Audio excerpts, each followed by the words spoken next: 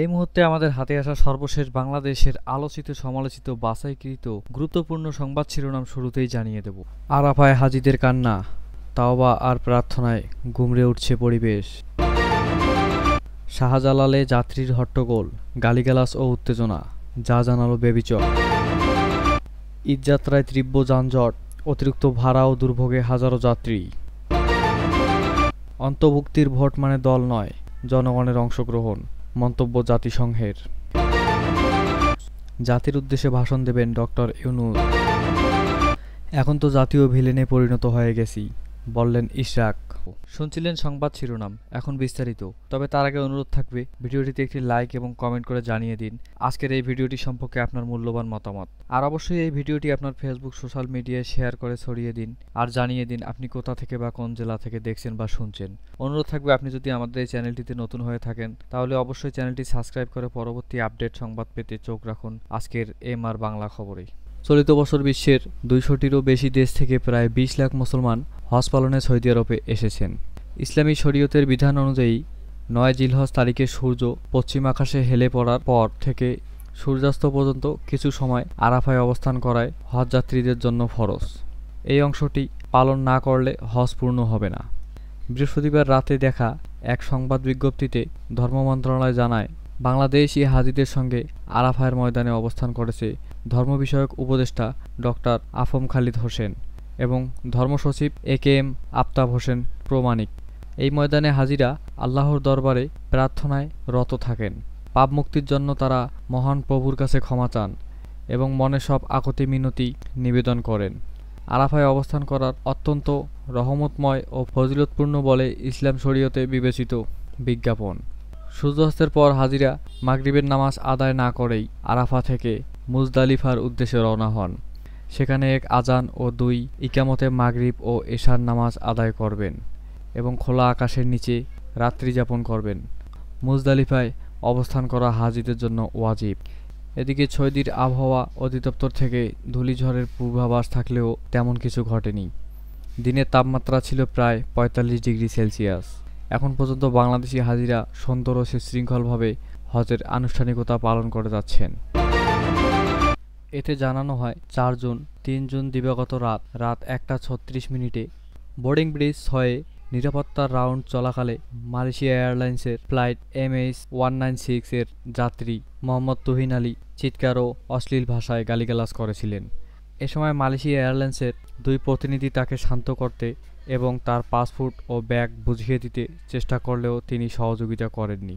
ওই যাত্রী তার মামলায় পাসপোর্ট এবং অর্থ মালয়েশিয়ান রিঙ্গিত বোর্ডিং ব্রিজ এলাকায় ছুঁড়ে ফেলেন এবং নিজের মা বাবাকে নিয়ে অশ্লীল মন্তব্য করতে থাকেন। এতে করে পরিস্থিতি উত্তপ্ত হয়ে ওঠে এবং আশেপাশের লোকজন জড়ো হতে থাকেন। এর ফলে ওই বোর্ডিং ব্রিজে অন্য একটি ফ্লাইটের স্ক্যানিং কার্যক্রমও বিঘ্নিত হয়। পরে মালয়েশিয়া এয়ারলাইন্সের প্রতিনিধি ও নিরাপত্তা টিমের সদস্যরা ওই যাত্রীকে আগমনী ইমিগ্রেশনে প্রক্রিয়া সম্পূর্ণ করে ব্যাগেজ বেল্ট এলাকায় নিয়ে যাওয়ার চেষ্টা করেন। তবে তিনি তা প্রত্যাখ্যান করে গালিগালাজ করতে করতে 1 নাম্বার বেল্টের দিকে চলে যান। ওই সময় তার আচরণ ছিল অস্বাভাবিক ও অন্তত আগ্রাসী।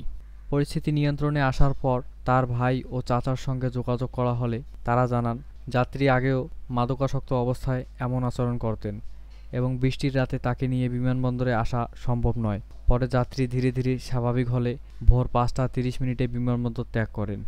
বেবিচক জানিয়েছে, ঘটনার সময় বিমানবন্দর কর্তৃপক্ষ, সিভিল এভিয়েশন এবং সংশ্লিষ্ট এয়ারলাইন্স প্রতিনিধিরা পেশাদারিত্ব ও ধৈর্যের সঙ্গে পরিস্থিতি মোকাবেলা করেছেন।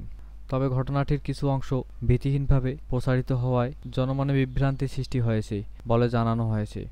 বেবিচকের বিজ্ঞপ্তিতে এ কারণে ভবিষ্যতেও এ ধরনের ঘটনা প্রকাশের ক্ষেত্রে যথাযথ তথ্য যাচাই করে সংবাদ প্রচারের আহ্বান জানিয়েছেন বেসামরিক বিমান চলাচল কর্তৃপক্ষ, যাতে দেশের গুরুত্বপূর্ণ অবকাঠামো ভাবমূর্তি ক্ষুণ্ণ না হয়।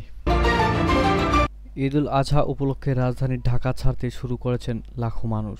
আজ বৃহস্পতিবার 5 জুন সকাল থেকেই সদরঘাট, কমলাপুর, মহাখালী, গাবতলী, সায়দাবাদ সহ বিভিন্ন বাস টার্মিনাল, রেল স্টেশন এবং লঞ্চঘাটে উপড়ে চড়া ভিড় দেখা গেছে। যাত্রীরা ঘন্টার পর ঘন্টা দাঁড়িয়ে থেকেও টিকিট পাচ্ছেন না। কেউ কেউ কাউন্টারের সামনে অতিরিক্ত দামে টিকিট কিনছেন, কেউ বা হাল ছেড়ে রাস্তায় বসে বিশ্রাম নিচ্ছেন। টিকিটের সংকটের পাশাপাশি অভিযোগ উঠেছে অতিরিক্ত ভাড়া আদায়ের। নোয়াখালীগামী এক যাত্রী বলেন, স্বাভাবিক সময়ে 400 টাকা বাস ভাড়া এখন 550 টাকা নিচ্ছে। কে কত দাম দিতে পারে সেই অনুযায়ী ভাড়া নিচ্ছেন তারা। একই অভিযোগ অন্যদেরও। অনেকেই বলেছেন ঈদের সময় এই চাঁদাবাজি যেন নিয়মে পরিণত হয়েছে। একই সঙ্গে ভোগান্তি বেড়েছে লোকাল বাসেও। ঢাকা বিশ্ববিদ্যালয়ের মোহাম্মদ মেহেদী হাসান নামের এক শিক্ষার্থী জানান, গুলিস্তানে মালন বাস থেকে নামার সময় অতিরিক্ত ভাড়া চাওয়ায় বাস চালকের সঙ্গে বাকবিতণ্ড হয়। এক পর্যায়ে থেকে মারধরও করা হয় এবং তার ছাতা ভেঙে ফেলা হয়। তিনি আরও বলেন, পুলিশকে জানালে তারা আমাকে ঘুরিয়ে ঘুরিয়ে কয়েকটা বক্সে পাঠায়, কেউ ব্যবস্থা নেয়নি। শুধু ভাড়া নয়, ভোগান্তির আরেক বড় কারণ তীব্র যানজট। সকাল থেকে রাজধানীর প্রধান প্রধান সড়ক ও মহাসড়কগুলোতে থেমে থেমে চলেছে যানবাহন। বিশেষ করে ঢাকা ময়মনসিংহ মহাসড়কের টঙ্গী গাজীপুর চৌরাস্তা বোর্ডবাজার এলাকায় সকাল 9টা থেকেই গাড়ি চলাচল প্রায় অচল হয়ে পড়ে। জাতিসংঘ মনে করে, আগামী জাতীয় নির্বাচনে দেশের প্রত্যেক নাগরিকের ভোট দেওয়ার সুযোগ থাকা দরকার। জাতিসংঘের আবাসিক প্রতিনিধি গোয়েল লুইস গতকাল বুধবার ঢাকার এক অনুষ্ঠানে এসব কথা বলেন। জাতীয় প্রেস ক্লাব গতকাল ডিপ্লোম্যাটিক করেসপন্ডেন্টস অ্যাসোসিয়েশন বাংলাদেশ ডিক্যাপ জাতিসংঘের আবাসিক প্রতিনিধির সঙ্গে ডিক্যাপ টক শীর্ষক এই আলোচনা অনুষ্ঠানের আয়োজন করে। বাংলাদেশে গত জুলাই ও আগস্টে মানবাধিকার পরিস্থিতির উপর জাতিসংঘ মানবাধিকার কমিশন যে প্রতিবেদন দিয়েছে তাতে অন্তর্ভুক্তিমূলক নির্বাচনের কথা বলা আছে। এ বিষয়ে ব্যাখ্যা চেয়ে করা এক প্রশ্নের জবাবে গোয়েল লুইস বলেন, নারী পুরুষ ও জাতিসত্তা নির্বিশেষে সমাজের সব অংশের নাগরিকের ভোট দিতে পারা উচিত। আরেকটু পরিষ্কার করে তিনি বলেন, জাতিসংঘের বিবেচনায় অন্তর্ভুক্তিমূলক বলতে নির্বাচনী প্রক্রিয়ায় বাংলাদেশের প্রত্যেকের ভূমিকা রাখার সুযোগ থাকা দরকার। অন্তর্ভুক্তিমূলক বলতে নির্বাচনের দলের অংশগ্রহণের বিষয়টি জাতিসংঘ বিবেচনায় নেয় কি না এমন এক প্রশ্নের জবাবে গোয়েল লুইস বলেন, দল নয়, জনসমাজের সব অংশের প্রত্যেকের নির্বাচনের প্রক্রিয়ায় অংশগ্রহণের বিষয়টির উপর জোর দেওয়া হয়ে থাকে। করিডোর নিয়ে জাতিসংঘের সঙ্গে আলোচনা হয়নি। অন্য এক প্রশ্নের জবাবে গোয়েল লুইস বলেন, মিয়ানমারের রাখাইনে মানবিক সহায়তা দেওয়ার জন্য করিডোর বাস্তবায়নে বাংলাদেশ ও মিয়ানমারের আনুষ্ঠানিক সম্মতি প্রয়োজন। আইনি বিষয় হওয়া এই বিষয়ে দুই দেশ ও সংশ্লিষ্ট অন্য পক্ষের মধ্যে চুক্তি হতে হবে। চুক্তি হলে জাতিসংঘ এ বিষয়ে প্রয়োজনীয় সহায়তা দেওয়ার বিষয়ে সিদ্ধান্ত নেবে। তবে রাখাইনের সঙ্গে করিডোর বিষয়ে জাতিসংঘের সঙ্গে বাংলাদেশ সরকারের কোনো আলোচনা হয়নি। পররাষ্ট্র উপদেষ্টা মোহাম্মদ তৌহিদ হোসেন গত এপ্রিলের শেষ সপ্তাহে রাখাইনে অভাব অনটনের কারণে ত্রাণ পৌঁছাতে মানবিক করিডোর চালুর কথা সাংবাদিকদের জানান।